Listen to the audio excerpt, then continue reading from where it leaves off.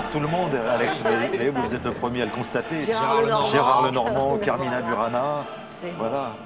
D'écart un peu quand même. Et oui, c'est riche, voilà, c'est riche comme ce qu'on peut voir au musée du Louvre, avec les dernières années du peintre Raphaël, Béatrice Benoît-Gonin.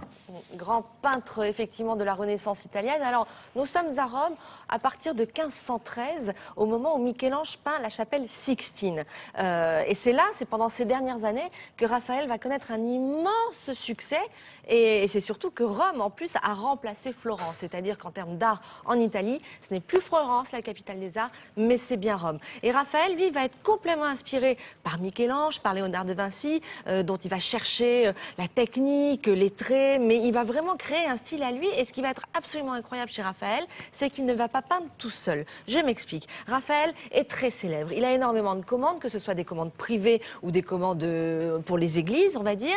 Et il doit s'entourer de collaborateurs. Et souvent, les tableaux vont être peints à 4 ou 6 mains. C'est-à-dire qu'un tableau de Raphaël, souvent, n'est pas seulement l'œuvre du maître, mais c'est aussi l'œuvre d'un collaborateur. Par exemple, pour un portrait, son collaborateur va peindre, par exemple, les meubles, les draperies, la robe, etc. Et Raphaël, lui, va se garder les morceaux de choix, les plus beaux morceaux, à savoir le visage, les mains et le torse, par exemple. Donc ils ont tous été formés, on va dire, à l'école de Raphaël. Voilà, mais c'était une entreprise incroyable. Voilà, c'est ça. Raphaël est plus qu'un peintre, c'est un chef d'entreprise, ça grouillait de monde dans son atelier. Des très bons peintres, des peintres qu'il a formés, des peintres qu'il surveillait évidemment. Et je vous dis, et ses œuvres, sa particularité, c'est que c'est pas forcément lui qui les a peintes en entier. C'est ça qui est assez étonnant. Là, dans l'exposition sont réunies, donc je vous dis, les œuvres de ces dernières années. À Rome, on est en plein début du XVIe siècle et c'est juste magique.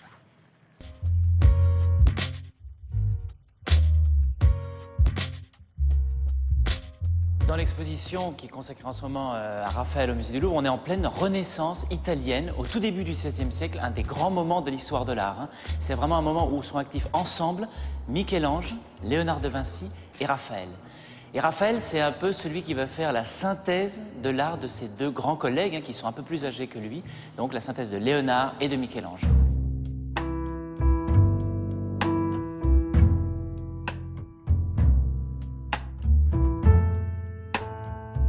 Raphaël va vraiment travailler des sujets extrêmement variés. On lui demande de faire un petit peu tout, à la fois des sujets d'histoire, il y a aussi beaucoup de tableaux bien sûr religieux, mais aussi bien évidemment quelque chose qui va faire la fortune de Raphaël, les portraits.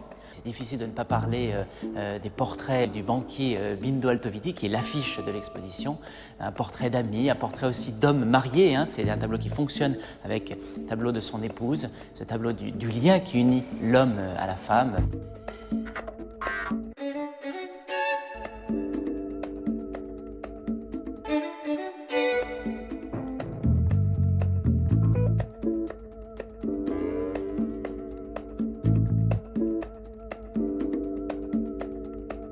Dans l'exposition, il y a plusieurs tableaux très importants. Il y a d'abord la Sainte-Cécile de Bologne. On a un dialogue extraordinaire avec des personnages qui ont une profondeur psychologique inouïe. Jusqu'alors, personne n'avait représenté avec cette force, cette acuité, l'expression humaine. Raphaël, c'est l'homme de la beauté féminine. Je crois qu'il faut absolument s'arrêter devant le portrait de la Vellata. Cette femme qu'il a dépeinte avec un amour extraordinaire, et on sent vraiment ce lien amoureux qui a uni le peintre à son modèle, parvenir à exprimer dans la peinture le sentiment amoureux. Raphaël a vraiment réussi à le faire.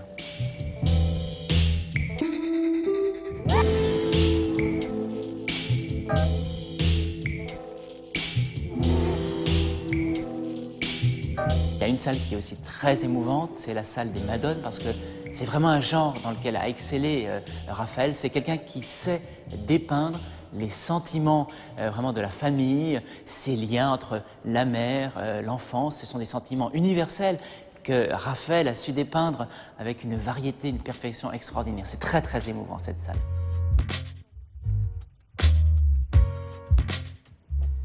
Ce qui est intéressant à constater, c'est qu'il avait fait en fait, Raphaël, tout le travail en amont, ce qui lui permettait à la fin de quand même de pouvoir signer, même s'il travaillait à plusieurs mains, c'était quand même Raphaël qu'on trouvait sur le tableau. Oui, parce qu'il supervisait quand même tout, c'est quand même lui qui donnait les instructions, donc on peut dire que voilà. Mais en même temps, il s'en est jamais caché. Hein. On sait, c'est très officiel qu'il a peint avec d'autres. Voilà. Donc exposition à découvrir au musée du Louvre. Vous ne perdrez pas votre temps vraiment, et c'est rare de voir des œuvres de cette qualité réunies comme ça. C'est jusqu'au 14 janvier à Paris au musée du Louvre. Hall Napoléon. Oui. Hein, sous la pyramide. Merci beaucoup, Béatrice. Oui, il y avait le parking, il y avait le détail au moins deux. Voilà, il faut faire les 2 fois à gauche à la porte.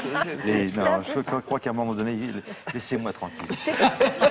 Et c'est fermé le mardi, hein, je le rappelle. On va s'absenter quelques secondes avant de retrouver quand même là, ça sera un peu plus sérieux, Olivia de Lamberterie et Laura Tenucci, quand même. Télématin revient tout de suite.